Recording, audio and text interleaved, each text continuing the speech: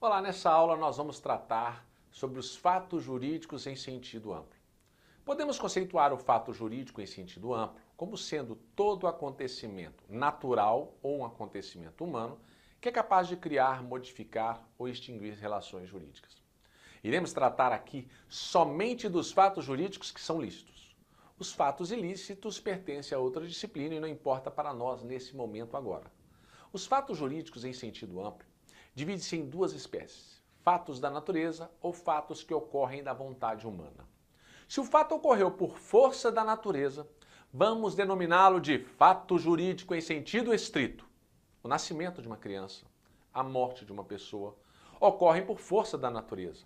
A prescrição e a decadência, você mais tarde vai estudar, também ocorre por força da natureza da lei.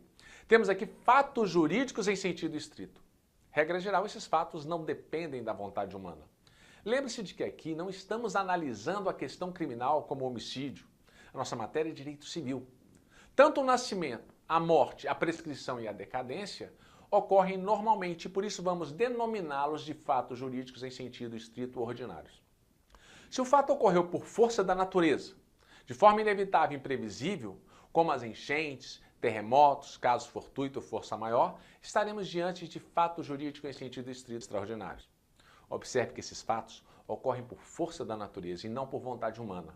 O terremoto é inevitável e imprevisível. Lembre-se que os fatos causados por vontade humana, como exemplo, um negócio jurídico ou um ato que tem seus efeitos previstos na lei, nós vamos denominar de ato jurídico em sentido amplo. Revisando o fato jurídico em sentido amplo, nós temos que eles são fatos jurídicos em sentido estrito, que é o acontecimentos da natureza, que podem ser ordinários ou extraordinários.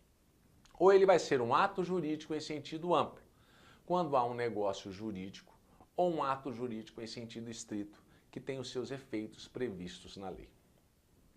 Tem que memorizar, quando você ler fatos jurídicos em sentido estrito, tem que lembrar que são fatos que emanam da natureza, também chamados de fatos jurídicos naturais. Quando você lê atos jurídicos em sentido amplo, tem que lembrar que são os negócios jurídicos ou os atos jurídicos em sentido estrito. Recapitulando.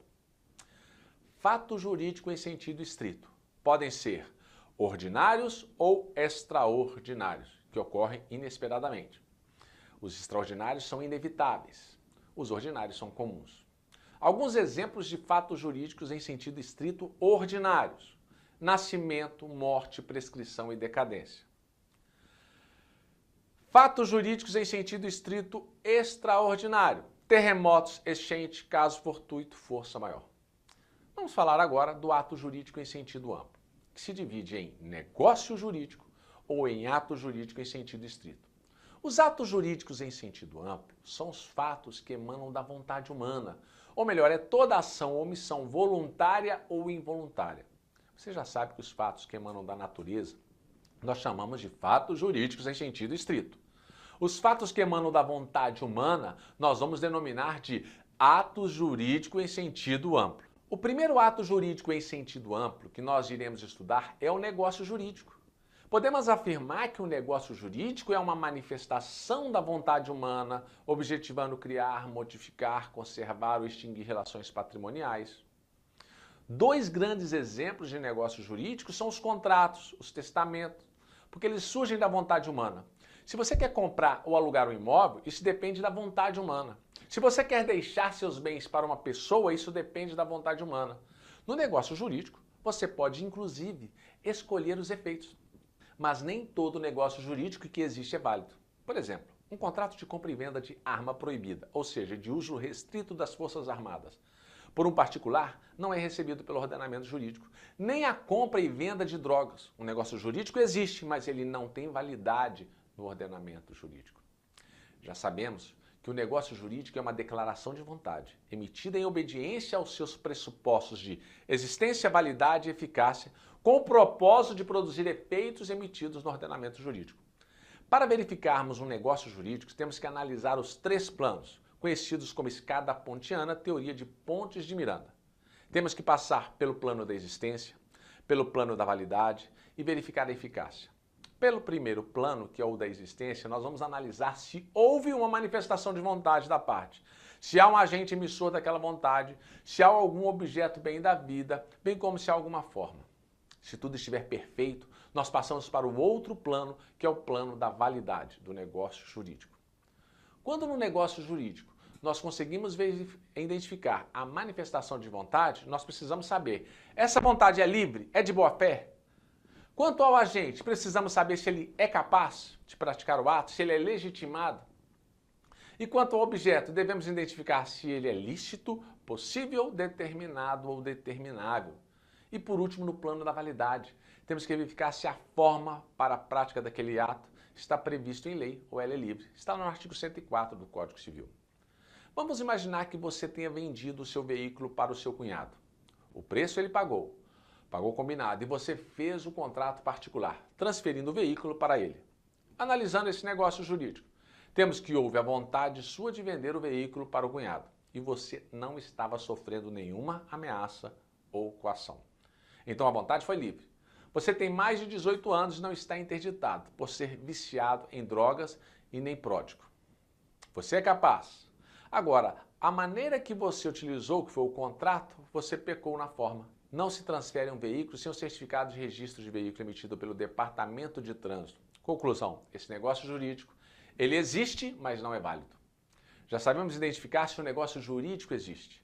E se ele é válido, resta-nos analisar agora a sua eficácia. E no plano da eficácia, nós analisamos 3 situações. Nós analisamos condição, se há condição, que é um evento futuro e incerto, se há um termo, que é um evento futuro e certo, e se há um encargo. É bom que você entenda que no plano da eficácia são os fatores externos que irão desencadear a produção dos efeitos do negócio jurídico, ou ainda retirar a sua eficácia. Sim, os elementos acidentais do negócio jurídico poderão ocorrer ou não. Mas caso a gente constate que o negócio jurídico existe, que ele é válido e não passar pelo plano da eficácia, nós não vamos falar que o negócio jurídico não é válido. Nós vamos dizer que ele não tem eficácia. Ele é válido, mas não tem eficácia. Por quê? Porque o plano da validade já foi superado. Isto é, quando analisamos o plano da eficácia, já sabemos que o negócio jurídico ele existe, que ele é válido, mas devemos observar quando é que ele terá efeito, ou quando é que ele perderá o efeito. Esses fatores estão previstos no artigo 121 ao 137 do Código Civil. Vamos iniciar a análise do plano da eficácia, quanto à condição.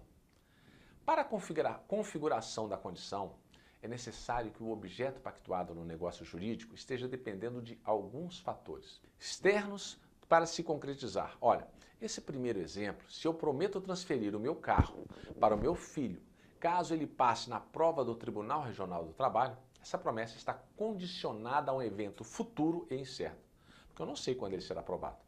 Temos aqui uma condição e enquanto ele não for aprovado, é uma condição suspensiva. Temos essa promessa, uma manifestação de vontade, que é de dar um veículo. Temos o agente, eu e meu filho. Existe o objeto, que é dar um carro. E a forma escolhida foi verbal.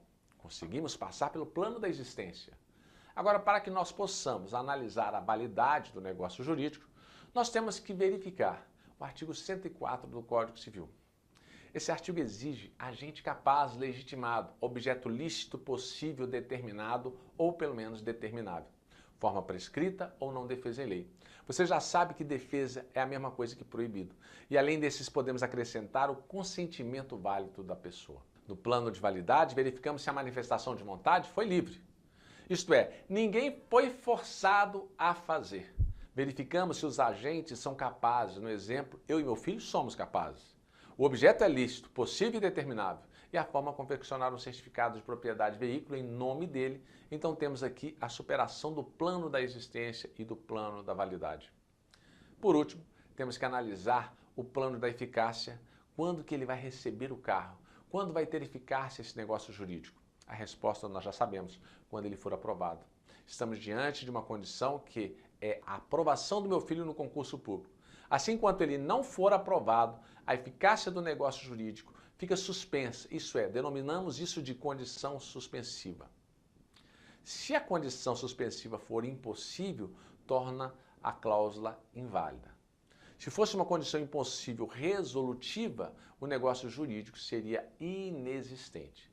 Um exemplo que podemos citar de um negócio jurídico inexistente, com condição resolutiva, é o caso em que o empregador celebra o contrato com a sua empregada, dizendo a ela que ela não vai receber as férias, mas ela vai receber uma cesta básica todo mês por ela não receber as férias. Temos aí uma condição imposta pelo empregador e uma condição resolutiva, que é impossível, porque as férias é um direito constitucional e o empregado não pode abrir mão delas. Nesse caso, essa cláusula é inexistente. Um outro exemplo é quando você celebra um contrato de aluguel com um casal que tem um filho e consta no contrato que se a criança chorar uma única vez, o contrato será rescindido. Percebe que temos aqui uma condição resolutiva? Isto é, se a criança chorar, o contrato termina e que essa condição é de não fazer coisa impossível. Como que você consegue evitar que uma criança não chore, ainda mais recém-nascida? Nesse caso, essa cláusula do contrato é inexistente e não é válida. Você tem que guardar que se houver uma cláusula impossível com condição suspensiva, esta cláusula será inválida. Se houver uma cláusula impossível com condição resolutiva, essa cláusula será inexistente. Vou dar um outro exemplo de condição resolutiva. Você vai a uma determinada concessionária de veículos e financia um veículo em 12 parcelas. Na ocasião, está condicionada a transferência do veículo após o pagamento de todas essas parcelas. Você vai embora com o veículo, isto é, você passa a usar e gozar do bem. Contudo, se você não efetuar todos os pagamentos, o bem não será transmitido a você. Nesse caso, concluímos que o negócio jurídico está condicionado ao pagamento de todas as parcelas. Temos um evento futuro incerto, uma condição. E a condição aqui é a resolutiva, porque a partir do momento que você efetuar o pagamento final, o bem passa a ser seu. Nós vamos passar agora a analisar o termo. Termo é uma cláusula acessória que subordina os efeitos ou o fim dos efeitos do negócio jurídico a um evento futuro e certo. As características do termo são voluntariedade, futuridade e certeza. Quando alguém condiciona o negócio jurídico à morte de uma pessoa, isto é um evento futuro e certo. Não sabemos quando vai ocorrer, mas é certeza que um dia a pessoa vai morrer. Temos então um termo. Por último, vamos analisar o encargo, ou também denominado de modo. Encargo é a restrição que se impõe à vantagem obtida pelo beneficiário, em que se estabelece uma obrigação para com terceiros, para com a coletividade ou para com o próprio instituidor. Você doa um terreno ao município da sua cidade para a construção de uma creche. Ou você doa um veículo para que as crianças possam ser levadas à escola. Ou ainda você faz a doação de uma casa para que nela possam cuidar de animais. Temos aqui o que denominamos de doações modais, encargo. Muito cuidado aqui, porque o encargo pode confundir com a condição. E o macete para diferenciar entre um e outro é que o encargo você faz a doação para que seja feita alguma coisa. Já a condição, você faz uma doação se acontecer algo. O que diferencia o encargo da condição é o português. Lembrando que o encargo não suspende a aquisição e nem o exercício do direito. Nós já falamos então do negócio jurídico, que é uma espécie de ato jurídico em sentido amplo. Agora vamos falar da outra espécie que é o ato jurídico em sentido estrito. De acordo com a doutrina, o ato jurídico em sentido estrito é uma questão de orientação consciente da vontade, conforme ao ordenamento jurídico cujos efeitos estão pré-determinados na lei. Os efeitos da emancipação, da citação e da adoção já estão previstos na lei. Então guarde na memória, o ato jurídico em sentido estrito ou não negocial, a previsão dos seus efeitos estão na lei. Você não escolhe o que você vai doar para uma criança em caso de adoção ou no caso de emancipação, uma condição. Eu não posso escolher o que ele vai ter de direito ou não. Por isso não é um negócio jurídico, e sim um ato jurídico em sentido estrito. As diferenças entre ato jurídico em sentido estrito e o negócio jurídico é que o ato jurídico em sentido estrito não há discricionariedade. Já no negócio jurídico, há o espaço de conveniência, um espaço de oportunidade, sendo o ato discricionário. Não se esqueça de estudar o mapa mental.